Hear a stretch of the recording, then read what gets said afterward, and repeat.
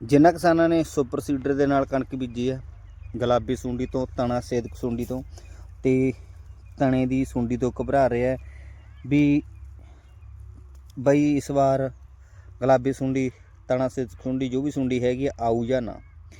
ਦੇਖੋ ਇਹ ਕਣਕ ਸੁਪਰ ਸੀਡਰ ਨਾਲ ਬੀਜੀ ਹੋਈ ਆ, 12-13 ਦਿਨਾਂ ਦੀ ਕਣਕ ਆ।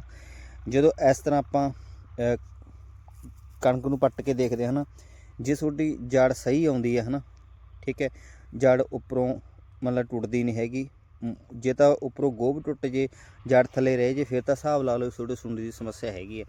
ਜੇ ਇਸ ਤਰ੍ਹਾਂ ਸਿੱਧਾ ਆਪਾਂ ਕਣਕ ਦਾ ਬੂਟਾ ਖਿੱਚ ਕੇ ਦੇਖਦੇ ਹਾਂ ਹੈ ਨਾ, ਜੇ ਇਸ ਤਰ੍ਹਾਂ ਸਾਰੀਆਂ ਜੜ੍ਹਾਂ ਨਾਲ ਆਉਂਦੀਆਂ ਨੇ ਤਾਂ ਘਬਰਾਓ ਨਾ ਅਤੇ ਪਾਣੀ ਲਾਓ, ਠੀਕ ਹੈ। ਜੇ ਸਮੱਸਿਆ ਆਉਂਦੀ ਹੈ ਤਾਂ ਤੁਸੀਂ 1 ਲੀਟਰ ਲੈਮੜਾ ਦਾ ਹੀ ਪਾ ਸਕਦੇ ਹੋ, ਅੱਧਾ ਲੀਟਰ 505 ਦਾ ਪਾ ਸਕਦੇ ਹੋ। ਫਾਲਤੂ ਖਰਚਾ ਨਾ ਕਰਿਓ। ਜੇ ਸਮੱਸਿਆ ਆਉਂਦੀ ਹੈ ਤਾਂ ਤੁਸੀਂ ਪਾ ਸਕਦੇ ਹੋ, ਨਹੀਂ ਪਾਣੀ ਲਾਓ, ਯੂਰੀਆ ਪਾਓ, ਕੰਮ ਨਿਬੇੜੋ।